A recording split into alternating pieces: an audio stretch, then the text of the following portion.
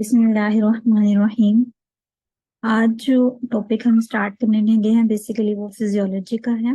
Physiology और anatomy जो है वो भी हम कोशिश करेंगे कि साथ साथ कवर करें। फिजियोलॉजी का यूनिट नंबर 2 होम्योस्टेसिस और एडेप्टेशन जो है वो हम आज जो है वो डिस्कस करेंगे।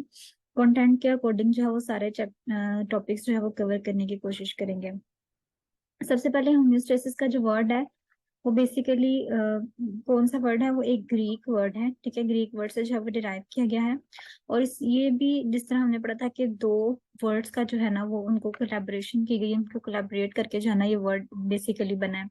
ठीक है, होम्यो और स्टेसिस। होम्यो का मतलब क्या होता है?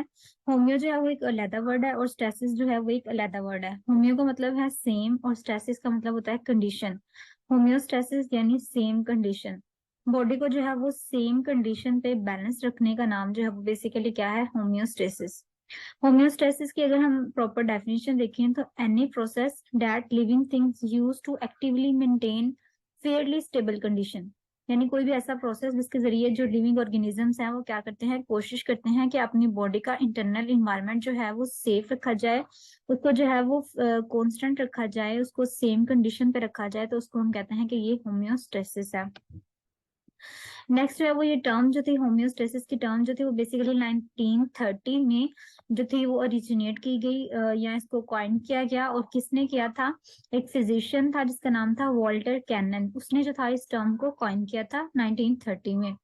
अच्छा जी, नेक्स्ट हम देख लेते हैं कि जो कंपोनेंट्स होते हैं होम्योस्टेसिस के, वो कंपोनेंट्स कौन कौन से होते हैं। तो जो बेसिक कंपोनेंट्स हैं जिसके जरिए बॉडी जो है वो अपनी इंटरनल कंडीशन मेंटेन रखती है, तो उसमें सबसे पहले आ जाता है थ्री मेजर कंपोनेंट्स हैं होम्योस्टेसिस के। वो कौन कौन से हैं? रिसेप्टर्स, ठीक है, कंट्रोल सेंटर और लास्ट पे आ जाता है इफेक्टर। ये तीन बेसिक कंपोनेंट्स होते हैं होम्योस्टेसिस के, बॉडी को मेंटेन रखने के। जिस तरह से बॉडी जो है वो अपनी इंटरनल कंडीशन को, अपने इंटरनल इन्वायरमेंट को स्टेबल रखती है, मेंटेन रखती है इन तीन मेजर कंपोनेंट्स के थ्रू।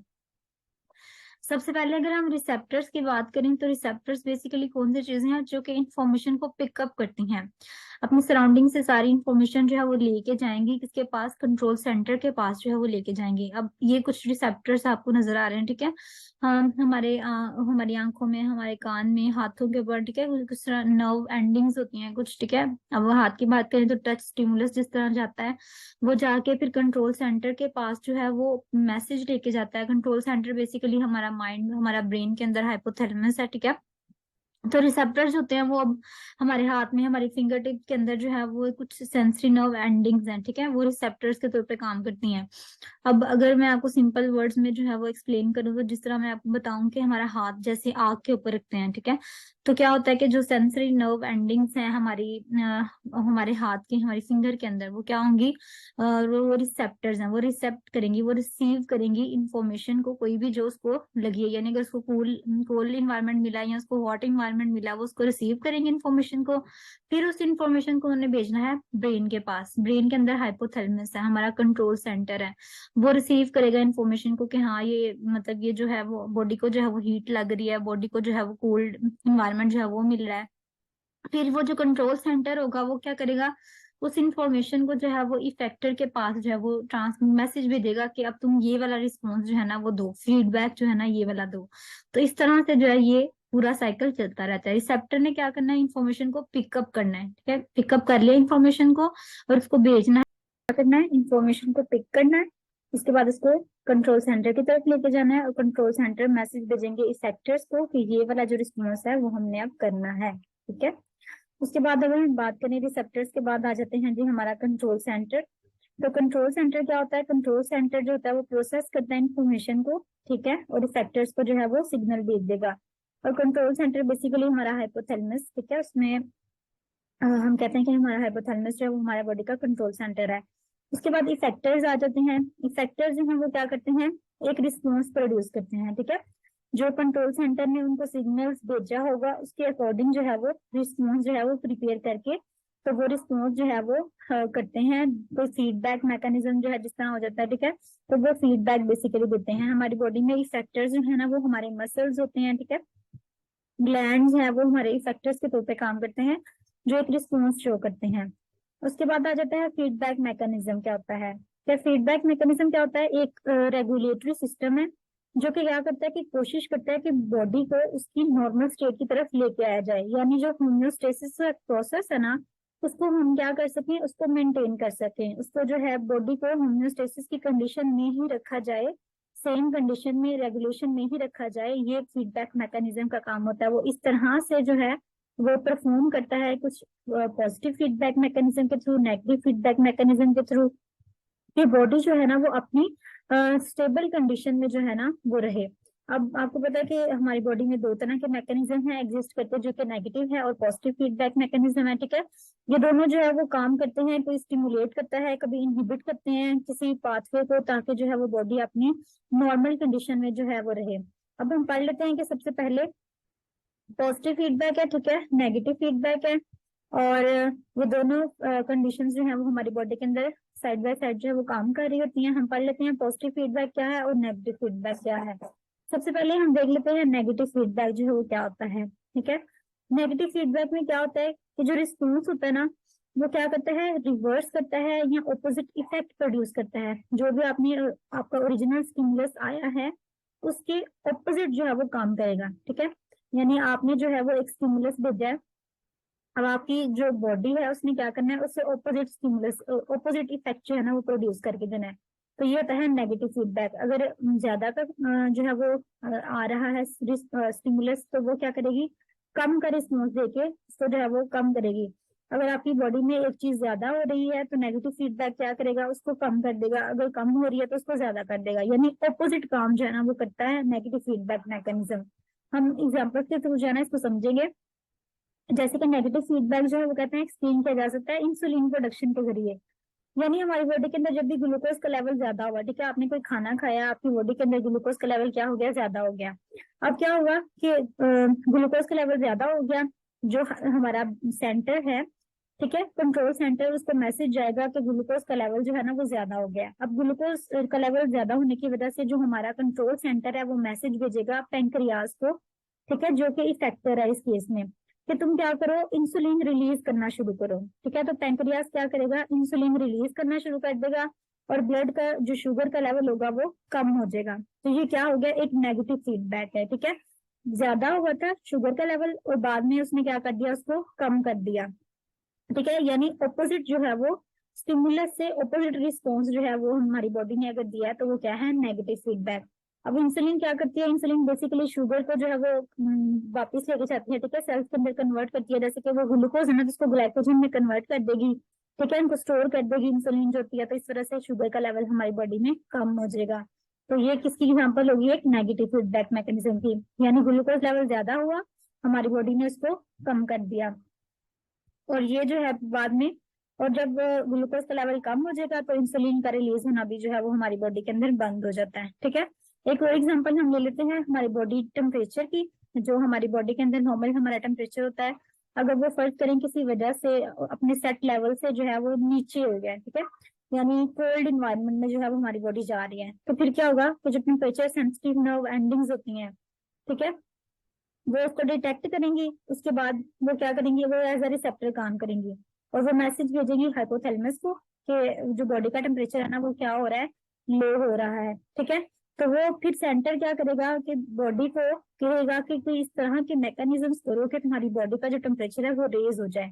ठीक है, उसमें क्या क्या होगा, फिर हमारी स्केलेटल मसल्स जो है उनकी स्टिमुलेशन होगी, यानी हमें शिवरिंग स्टार्ट हो जाएगी। आपको पता है कि जब सर्दी लग रही हो तो शिवरिंग होना स्टार्ट हो जाती है। ठीक है, उसके अलावा ब्लड वेसल्स जो होती हैं वो नैरो हो जाएंगी, क्योंकि अगर डायलेशन हो ना ब्लड वेसल्स की, तो उनके अंदर से जैसे ब्लड फ्लो करता है ना, तो जारी बात है जब ब्लड फ्लो करेगा ना उसके साथ हीट लॉस बहुत ज्यादा होगा। ठीक है, एनर्जी रिलीज होती है, एक चीज जो है वो फ्लो कर रही है, तो फ्लो करने में जो एनर्जी होती है ना वो रिलीज हो जाती है। ठीक है, तो हमने क्या करना है, एनर्जी को सेव रखना है, एनर्जी को कंजर्व रखना है। इस वजह से क्या करेंगे, ब्लड वेसल्स नैरो हो जाएंगी, ताकि थोड़ा थोड़ा ब्लड जो है उसमें से पास करे, ना उसकी ज्यादा स्पीड लगे ना उसकी ज्यादा एनर्जी लगे, और एनर्जी क्या रहे, कंजर्व रहे। ठीक है, ब्लड वेसल्स क्या हो जाएंगी, नैरो हो जाएंगी।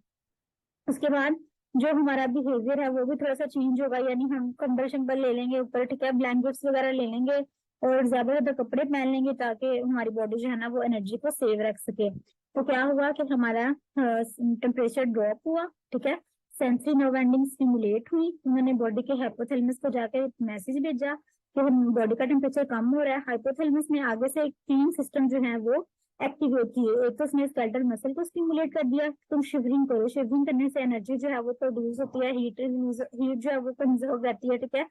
तो और उसके बाद जो है वो उसने ब्लड वेसल्स को नैरो कर दिया। और तीसरा रिस्पॉन्स उसने क्या किया कि हमारा बिहेवियर जो था वो भी चेंज होता है, यानी वो मैसेज देता है कि कपड़े वगैरह और ऊपर जो है वो टर्न कर लो। तो ये 3 चीजों के जरिए फिर हीट जो है वो प्रोड्यूस हुई। ये एक आपकी बुक के अंदर ना इस तरह से डायग्राम बनी होगी, इसको आपने समझने के लिए बॉडी टेम्परेचर ड्रॉप हो रहा है ना, जहां से यहाँ से स्टार्ट करना है। मैंने आपकी बॉडी का टेम्परेचर अगर गिर गया, ड्रॉप हो गया, कम हो गया, ठीक है। कम होने का मतलब ये है कि आपको ठंड जो है ना वो लगना स्टार्ट हो गई है, ठीक है, सर्दी है। उसके बाद ये क्या करेगा, ये स्टिमुलेट करेगा डिटेक्टर को, जो हमने पढ़ा कि टेम्परेचर सेंसिटिव नर्व एंडिंग्स होती हैं, ठीक है। तो उनको पता चला कि बॉडी का टेम्परेचर जो है वो कम हो रहा है, वो बेसिकली रिसेप्टर है। वो डिटेक्टर जो है ना, इसको आप रिसेप्टर कह लें, इसको आप डिटेक्टर कह लें, ये सेम नाम है। तो क्या रिसेप्टर को जो कम टेम्परेचर था उसने जाके स्टिमुलेट किया कि भाई तुम्हारी बॉडी का टेम्परेचर जो है ना वो कम हो रहा है। रिसेप्टर कौन है, सेंसिटिव नर्व एंडिंग्स। उन्होंने जाके कंट्रोल सेंटर जो हमारे थैलेमस ऑफ द बॉडी है ब्रेन के अंदर, उसको जाके मैसेज भेजा कि बॉडी का टेम्परेचर कम हो रहा है। इसने आगे से इफेक्टर्स को रिस्पॉन्स भेजा, यानी स्केलेटल मसल है, इस केस में ब्लड वेसल्स हैं और हमारा बिहेवियर है कि बॉडी की हीट जो है वो कंजर्व करो और बॉडी में जो है ना वो किस तरीके से हीट प्रोड्यूस करो। उसकी वजह से क्या होगा, फैक्टर्स ने फिर क्या कर दिया, बॉडी का टेम्परेचर ज्यादा कर दिया। अब जब बॉडी का टेम्परेचर ज्यादा हो जाएगा तो फिर क्या होगा कि वो इनहिबिट कर देगा डिटेक्टर को।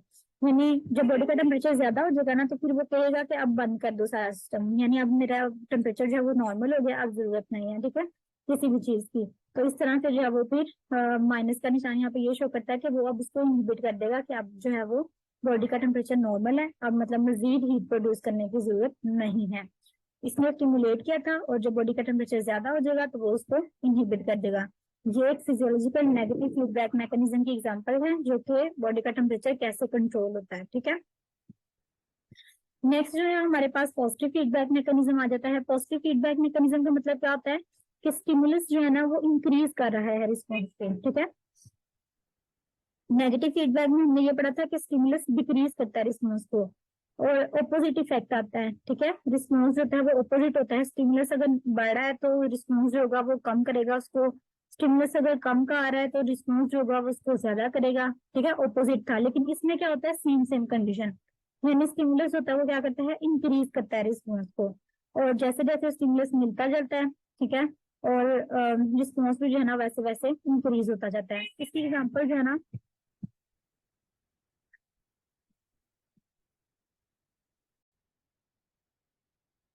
अच्छा, इसी एग्जांपल्स में क्या आ जाता है कि ब्लड क्लोटिंग की एग्जांपल्स आ जाती है, ठीक है, और यूट्राइन कॉन्ट्रैक्शंस की। यानी क्लोटिंग फैक्टर्स जो हैं वो जितने ज्यादा बॉडी के अंदर होंगे उतने ही ज्यादा जो ब्लड क्लोटिंग का प्रोसेस होगा। इसके अलावा अगर ऑक्सीटोसिन जो होता है वो जितना ज्यादा रिलीज होगा तो उतनी ही ज्यादा जो है वो कॉन्ट्रैक्शंस होंगी। ये हम अच्छे से जो है ना वो डिटेल से आगे डिस्कस करते हैं इन दोनों एग्जाम्पल्स को। तो पॉजिटिव फीडबैक में बस आपने ये याद रखना है कि स्टिमुलस बढ़ता है तो स्टिमुलस अगर ज्यादा आएगा तो रिस्पॉन्स भी जो है ना वो ज्यादा होगा, ठीक है। अच्छा जी, जो हम है ना इसको डिस्कस कर लेते हैं अभी। जैसे कि ये जो मैंने आपको एग्जांपल दिया ना कि कॉन्ट्रैक्शंस वाली, सबसे पहले इसमें जो है ना वो लेबर का प्रोसेस आ जाता है। जब लेबर पेन्स जो है वो स्टार्ट होती हैं उससे क्या होता है, मतलब कॉन्ट्रैक्शन होना जो है वो स्टार्ट हो गई है, ठीक है। यूट्रस की कॉन्ट्रैक्शन होना जो है वो स्टार्ट हो गई है। बेबी का जो हेड होता है वो जैसे ही सर्विक्स ऑफ यूट्रस के अंदर एंटर होता है, ठीक है। स्टार्ट में तो सिर्फ ये अभी फिजियोलॉजिकल मैकेनिज्म हुआ ना कि लेबर पेन्स हुई, कॉन्ट्रैक्शन हुई, बेबी का जो हेड है वो क्या हुआ, सर्विस ऑफ यूट्रस के अंदर जो है वो एंटर होना स्टार्ट हो गया। और जैसे ही जो है वो हेड बेबी का हेड जैसे ही एंटर हुआ है किसके अंदर, यूट्रस की सर्विक्स, सर्विक्स के अंदर जैसे ही बेबी का हेड जो है वो एंटर होगा तो उससे क्या होगा, स्ट्रेच रिसेप्टर्स जो है वो स्टिमुलेट हो जाएंगे, ठीक है। तो स्ट्रेच रिसेप्टर्स जैसे ही स्टिमुलेट होंगे वो क्या करेंगे, ऑक्सीटोसिन को ज्यादा रिलीज करेंगे, ठीक है। ऑक्सी मैसेज जाएगा कि रिसेप्टर्स जो है, मैसेज जाहिर बात है रिसेप्टर्स ने अब देखिए मैसेज कैरी कर लिया है कि बेबी का हेड जो है वो सर्विक्स के अंदर आ गया है, ठीक है। तो स्ट्रेच रिसेप्टर्स ने ये फील करते हुए साथ ही जो है ना वो मैसेज भेजना स्टार्ट कर देना कि और ऑक्सीटोसिन रिलीज करो, ठीक है। ऑक्सीटोसिन बेसिकली कॉन्ट्रैक्शन करवाता है, तो वो कहेगा कि और ऑक्सीटोसिन जो है ना वो रिलीज करो, बॉडी के कंट्रोल सेंटर को मैसेज भेजेगा। अब जैसे ही ऑक्सीटोसिन रिलीज होगा तो फर्दर क्या होगा, फर्दर कॉन्ट्रैक्शन जो है वो होंगी, ठीक है, फर्दर कॉन्ट्रेक्शन होंगी और उससे जो है वो डिलीवरी का प्रोसेस हो जाएगा और बेबी जो है वो आउट हो जाएगा, एक्सपेल हो जाएगा। अब जब बेबी बोर्न हो जाएगा उसके बाद क्या होगा कि स्टिमुलस तो अब नहीं आ रहा है, यानी अब तो बेबी का हेड नहीं है ना अंदर सर्विक्स के अंदर, अब तो स्टिमुलस खत्म हो गया है। तो इसी वजह से जो ऑक्सीटोसिन का रिलीज होना है वो भी क्या हो जाएगा, बंद हो जाएगा, स्टॉप हो जाएगा। ठीक है, एक दफा इसको फिर देख लेते हैं। लेबर पेन स्टार्ट हुई, कॉन्ट्रेक्शन होना स्टार्ट होती है, ये भी फिजियोलॉजिकल है। ठीक है, उसकी वजह से क्या हुआ कि बेबी का हेड जो है वो सर्विक्स के अंदर एंटर हो गया। अब जब सर्विक्स के अंदर हेड एंटर हो गया, वहां पे रिसेप्टर्स होंगे, उन्होंने फील करना है कि मतलब कोई चीज जो है ना वो आ गई है। ठीक है, उनके लिए तो वो कोई चीज है ना कि वो अब हमारे पास जो है वो एंटर हो चुके हैं कोई चीज। उन्होंने रिसेप्टर्स में क्या करना है, वो बेसिकली स्ट्रेच रिसेप्टर्स होते हैं। वो क्या करते हैं कि ऑक्सीटोसिन को बेसिकली बॉडी का जो सेंटर होता है उसको मैसेज भेजते हैं कि ऑक्सीटोसिन रिलीज करो। ठीक है, कि बेबी जो है वो सर्विस के अंदर एंटर हो चुका है, तो क्या होगा, और ऑक्सीटोसिन रिलीज होगा। कंट्रोल सेंटर जो है वो और ऑक्सीटोसिन रिलीज करेगा। ऑक्सीटोसिन बेसिकली पिट्यूटरी ग्लैंड से रिलीज होता है। ठीक है, तो ऑक्सीटोसिन और ज्यादा रिलीज होगा, उसकी वजह से क्या होगा, फर्दर कॉन्ट्रेक्शन होंगी और उसकी वजह से बेबी की जो है वो बर्थ पॉसिबल हो जाएगी। और जब बेबी बोर्न हो जाएगा उसके बाद अब सर्विस के अंदर तो कुछ भी नहीं है, कोई स्टिमुलस नहीं रहेगा, तो ऑक्सीटोसिन स्टॉप हो जाएगा। ठीक है, ये आपके लिए देख लें, एक सर्विस के अंदर जो है वो ये बेबी एंटर होता है ऐसे। ठीक है, सर्विक्स, और जब यहाँ पे सर्विक्स के अंदर जो है वो रिसेप्टर्स होते हैं, वो फील करती हैं कि बेबी का हेड जो है वो यहाँ पे आ चुका हुआ है। वो मैसेज भेजते हैं कंट्रोल सेंटर को कि ऑक्सीटोसिन रिलीज करवाओ। फिर कंट्रोल सेंटर पिट्यूटरी ग्लैंड को कहता है कि ऑक्सीटोसिन रिलीज करो। जैसे ही ऑक्सीटोसिन रिलीज होता है, फर्दर कॉन्ट्रेक्शन होती हैं और बेबी जो है वो एक्सपेल हो जाता है। ठीक है, रिसेप्टर्स को हमने आगे पढ़ लिया है कि रिसेप्टर्स होते हैं वो क्या करते हैं, इंफॉर्मेशन रिसीव करते हैं। ठीक है, इंटरनल इन्वायरमेंट से भी एक्सटर्नल इन्वायरमेंट से भी। सिर्फ एक चीज जो आपको बतानी थी कि रिसेप्टर्स की कुछ टाइप्स होती हैं। ठीक है, रिसेप्टर्स की जो टाइप्स होती हैं वो कौन सी होती हैं, जिस तरह के फोटो रिसेप्टर्स होते हैं, नाम से ही जाहिर है वो क्या करेंगे, लाइट को जो है ना वो रिस्पॉन्स करेंगे। लाइट रिएक्ट अगर होगी तो इसको जो उसका स्टिमुला जो वो परसीव करेंगे। और फैक्ट्री रिसेप्टर्स होते हैं जो हमारी और फैक्ट्री एपिथेलियम में होते हैं नोज के अंदर, वो क्या करेंगे, स्मेल को ज्यादा रिएक्ट करते हैं। तो उसके बाद गेस्टेशन रिसेप्टर्स होते हैं जो गेस्टेशन यानी टेस्ट से रिलेटेड है। ऑडिटरी रिसेप्टर्स होते हैं जो क्या करेंगे, साउंड के स्टिमुलाई को रिसीव करेंगे। और थर्मो रिसेप्टर्स होते हैं वो क्या करेंगे, टेम्परेचर के रिसेप्टर्स होते हैं। ठीक है, ये कुछ टाइप्स हैं, ये आपने देख लिए हैं। मैकेनो रिसेप्टर्स होते हैं जो कि मैकेनिकल स्टिमुलाई को रिसीव करेंगे। इंटेरो रिसेप्टर्स होते हैं, ये क्या करेंगे, जो कि इनसाइड द बॉडी जितने भी काम हो रहे हैं, जितने भी फंक्शंस हो रहे हैं उनको रिस्पॉन्स करते हैं। नोसिसेप्टर्स किसके लिए होते हैं, बेसिकली पेन के लिए होते हैं। और पेरिफेरल कीमो रिसेप्टर्स होते हैं, वो ब्लड के अंदर जितनी चेंजेस हो रही होती है ना उनको क्या करते हैं, रिस्पॉन्ड करते हैं। कंट्रोल सेंटर होता है, ये भी हमने पढ़ लिया कि हमारा ब्रेन के अंदर है, हाइपोथैलेमस है। ठीक है, जिस तरह के आप एग्जांपल ले लें, रेस्पिरेटरी सेंटर है, कार्डियोवास्कुलर सेंटर है। ठीक है, इस तरह से डिफरेंट सेंटर्स हैं जो कि क्या करते हैं, बेसिकली रिसीव करते हैं इम्पल्सेस को और इफेक्टर्स को मैसेज भेजते हैं। उसके बाद इफेक्टर्स आ जाता है। इफेक्टर हमने पढ़ लिया कि मसल्स होते हैं या ग्लैंड्स हो सकते हैं। ठीक है, जो तो रिस्पॉन्स शो करते हैं। ये आपके कंटेंट का क्वेश्चन था कि फैक्टर्स बताएं जो कि होम्योस्टेसिस के प्रोसेस को जो है वो इफेक्ट करते हैं। ठीक है, कौन कौन से फैक्टर्स हैं, तो उसमें सबसे पहले हम देखते हैं कि फैक्टर्स हैं वो कौन कौन से हैं। शुगर लेवल है, ठीक है, ऑस्मोटिक प्रेशर हो सकता है, रेस्पिरेटरी गैसेज हो सकती हैं और टेम्परेचर हो सकता है। अब ये कैसे कैसे जो है ना वो होम्योस्टेसिस के प्रोसेस को इफेक्ट कर रहे हैं ये हम देखते हैं। तो ग्लूकोज का लेवल जो होता है वो भी होम्योस्टेसिस के प्रोसेस को इफेक्ट करता है। यानी आपको पता है कि ह्यूमन ब्लड के अंदर जो है वो 90 मिलीग्राम पर 100 मिलीलीटर जो है वो ग्लूकोज प्रेजेंट होती है। ठीक है, ग्लूकोज जो है वो इम्पोर्टेंट है क्योंकि ये सोर्स ऑफ एनर्जी है। ठीक है, और हमारे ब्रेन को भी जो है वो ग्लूकोज बहुत ज्यादा चाहिए होती है। अब ये है कि बॉडी के अंदर क्या होता है कि कभी कभी अगर ग्लूकोज का लेवल फ्लक्चुएट कर जाए, ठीक है, जैसे हमने आगे बात की कि आपने खाना ज्यादा खा लिया, इस तरह का खाना खाया जिससे ग्लूकोज का लेवल ज्यादा हो गया, तो फिर क्या होगा कि हमारा कंट्रोल सेंटर, हमारा जो लेवल है वो डिस्टर्ब हो जाएगा। ठीक है, होम्योस्टेसिस का प्रोसेस इफेक्ट हो जाएगा। ठीक है, यानी बॉडी अब नॉर्मल कंडीशन में नहीं रही, अब उसका बैलेंस खराब हो गया।